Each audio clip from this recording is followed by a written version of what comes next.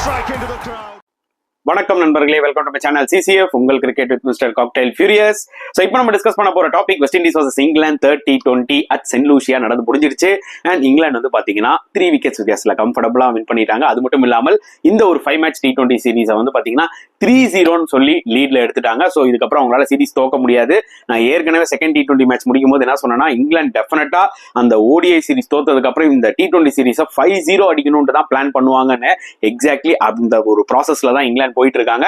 West Indies பொறுத்தவரைக்கும் disappointing performance once அகைன்ங்க. ஏன்னா அவங்களோட முக்கியமான பிளேயர்ஸ் எல்லாருமே இந்த ஒரு பர்டிகுலர் சீரீஸ்ல கையை விரிச்சிட்டாங்கன்னு தான் சொல்ல முடியும். அண்ட் மை பிக் அப்பாலஜிஸ், இந்த ஒரு வீடியோ கொஞ்சம் லேட்டா போடுறேன். ஏன்னா டைமுக்கு போடணும் தான் நினைச்சேன். பட் எல்லாமே எல்லா ஒர்க்கும் சரி, அதர் கிரிக்கெட்டிங் நியூஸும் சரி, எல்லாமே பயங்கரமா கிராம்ட் அப் ஆயிடுச்சு. So my biggest apologies to you people for releasing this video so late. சரிங்களா, தப்பா நினைச்சுக்காதீங்க. ஸோ இப்போ இந்த வீடியோ பத்தி நம்ம இப்போ டோட்டலா ரிவ்யூக்குள்ள போவோம். அண்ட் இன்னொரு ஒரு முக்கியமான ஒரு விஷயத்த நான் சொல்ல மறந்துட்டேன். லிவிங்ஸ்டனுக்கு வந்து பாத்தீங்கன்னா 3 கேட்ச் விட்டாங்க. அதுல 2 கேட்ச் நிக்கலஸ் பூரான் கையில வந்த கேட்சஸ். அதெல்லாம் ஒன்று ஹை கேட்ச், இன்னொன்று வந்து பாத்தீங்கன்னா க்ளோசின்ல ஒரு கேட்ச். ஸோ அவரோட விக்கெட் கீப்பிங் ஸ்கில்ஸ் வந்து பாத்தீங்கன்னா ரொம்ப டவுட்ஃபுல்லா இருக்கு. அவர் பண்றதை பார்க்கும்போது இதுக்கு பேசாம ஷை ஹோப்பே விக்கெட் கீப்பிங் பண்ணிருக்கலாம்ன்ற மாதிரி எனக்கு தோணுச்சு.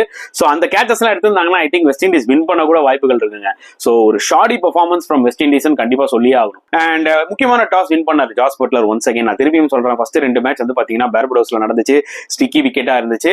அண்ட் இந்த ஒரு பர்டிகுலர் விக்கெட்டும் வந்து பாத்தீங்கன்னா ரொம்பவே ஸ்டிக்கியா இருந்துச்சு.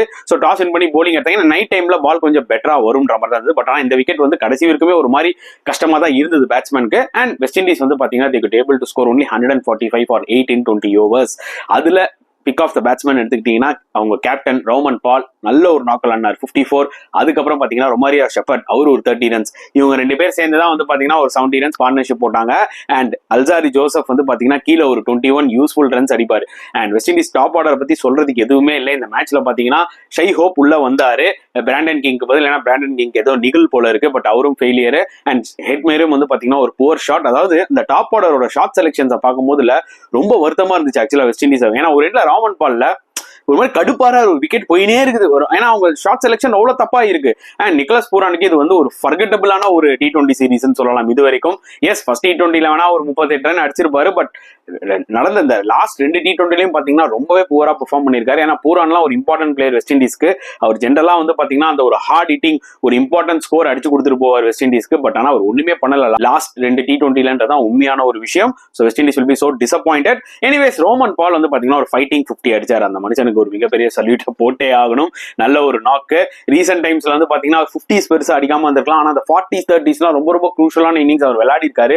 அது அந்த அளவுக்கு வெளியில பெருசா தெரியாதுன்றதா உண்மையா சொல்லி ஆகணும். அண்ட் இங்கிலாந்தோட போலிங் எடுத்துக்கிட்டீங்கன்னா சகிப் முகமது என்ன சீரீஸ்ங்க அந்த பிளேயருக்கு. ஆக்சுவலி சூப்பரா போலிங் போடுறாரு. ஏன்னா நான் திருப்பி சொல்றேன்ல, வெஸ்ட் இண்டீஸ்ல இப்போ ரீசெண்டா இந்த விக்கெட்ஸ் எல்லாம் பார்க்கும்போது அந்த ஒரு ஏர்லியரா அந்த மாய்ஸ்சர் இருக்கு, அந்த ஸ்டிக்கினஸ். அதை வந்து பாத்தீங்கன்னா நல்ல ஒரு ஸ்விங் போலரா இருந்தா அதை யூஸ் பண்ணிக்கலாம். அதை தான் சகிப் முகமது யூஸ் பண்ணிக்கிறாரு.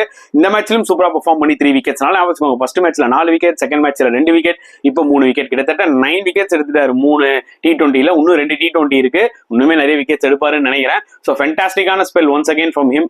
டாப் ஆர்டரை கைட்டி கொடுத்துட்டாரு. பிளஸ் ஓவர்டனும் வந்து பாத்தீங்கன்னா செமையா போட்டு ஒரு 3 விக்கெட்ஸ் எடுத்தாரு.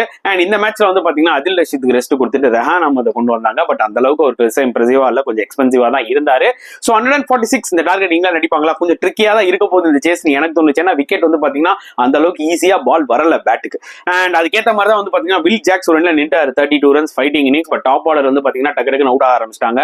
சால்ட்டா இருக்கட்டும் அண்ட் பெத்தலா இருக்கட்டும், எல்லாருமே டக்கு டக்குன்னு அவுட் ஆயிட்டாங்க. ஸோ அந்த டைம்ல இங்கிலாந்துக்கு ஒரு முக்கியமான பார்ட்னர்ஷிப் தேவைப்பட்டுச்சு. ஸோ வில் ஜாக்ஸ் வந்து ஒரு இம்பார்ட்டன்ட் 32 அடிச்சு கொடுத்துட்டு போனாரு. அப்புறம் லிவிங்ஸ்டன் அண்ட் சாம் குரான் அவங்க 2 பேரும் சேர்ந்து ஒரு 40 ரன்ஸ் குரூஷியலான ஒரு பார்ட்னர்ஷிப் குயிக்கா அடிச்சு கொடுத்தாங்க. அது என்ன ஆயிடுச்சுன்னு பாத்தீங்கன்னா ரிக்வயர்ட் ரேட்டை கம்மி பண்ணிருச்சு. ஈவன் தான் வந்து பாத்தீங்கன்னா லிவிங்ஸ்டன் வந்து பாத்தீங்கன்னா 30 odd or Sam Curran 40 odd ரன்ஸ்ல அவுட் ஆயிட்டாலும் அதுக்கப்புறம் வர பேட்ஸ்மேனால ஈஸியா அந்த 19.2 ஓவர்ஸ்ல இந்த மேட்சை முடிக்க முடிஞ்சது அவங்களால. அதுக்கு காரணம் Livingstone and Sam Curran quick 40 runs partnership அடிச்சு கொடுத்துட்டு போனதுனால தான். ஏன்னா வெஸ்ட் இண்டீஸ் பொறுத்த வரைக்கும் 145 தான் அடிச்சிருக்காங்க. ஸோ ஒரு நல்ல பார்ட்னர்ஷிப் வந்துட்டாலே போதும், இந்த ஒரு பர்டிகுலர் டார்கெட்டை நீங்க சேஸ் பண்ணிடலாம். And West Indies bowling point of வியூல அகில் ஹுசைன் ஃபென்டாஸ்டிக்கா போட்டு 4 விக்கெட் எடுத்தாருங்க. அவர் ஒருத்தர் தான் வந்து பாத்தீங்கன்னா இந்த சீரீஸ்ல ஒரு மிகப்பெரிய ஒரு பாசிட்டிவ் ஃபார் வெஸ்ட் இண்டீஸ். மற்றபடி பாத்தீங்கன்னா மற்ற பிளேயர்ஸ்லாம் ரொம்பவே டிசப்பாயிண்டிங்கா இருந்திருக்காங்க. அண்ட் குதகேஷ் மோட்டியும் எக்கனாமிக்கலா போட்டு ஒரு விக்கெட் எடுத்தாரு. ஆனா அவர் மேலேயும் எக்ஸ்பெக்டேஷன்ஸ் அதிகமா இருந்தது இந்த ஒரு ஸ்டிக்கி விக்கெட்ல. மற்றபடி ஃபாஸ்ட் பவுலர்ஸ்லாம் ரொம்பவே எக்ஸ்பென்சிவா இருந்தாங்க. So very poor performance from West Indies. 3-0 கண்டிப்பா டிசப்பாயிண்ட் ஆயிருப்பாங்க. பட் ரிமைனிங் 2 T20s இருக்கு. அட்லீஸ்ட் ஃபார் அ ப்ரைட் அவங்க வின் பண்ணாங்கன்னா கௌரவமா வந்து பாத்தீங்கன்னா அந்த சீரீஸ் விட்டு வெளியில போலாம். 5-0 தோத்துட்டாங்கன்னா டெஃபினட்டா ரொம்ப அசிங்கமா இருக்கும். அண்ட் இங்கிலாண்டோட மிஷின் என்ன இருக்கும்னு பாத்தீங்கன்னா 5-0 தான் என்னோட ஒரு பாயிண்ட் ஆஃப் வியூ. பொறுத்து வந்து பார்க்கலாம் எப்படி போக போகுதுன்னு சொல்லிட்டு. ஸோ உங்களோட கருத்துக்கள் என்னன்றதை மறக்காம கமெண்ட் செக்ஷன்ல போட்டுருங்க. இந்த வீடியோ பிடிச்சிருந்தா லைக் பண்ணுங்க, ஷேர் பண்ணுங்க, முடிஞ்சா சப்ஸ்கிரைப் பண்ணுங்க. ஸோ நெக்ஸ்ட் வீடியோல பார்க்கலாம் ஃப்ரெண்ட்ஸ். அன்டில் தென் பாய்.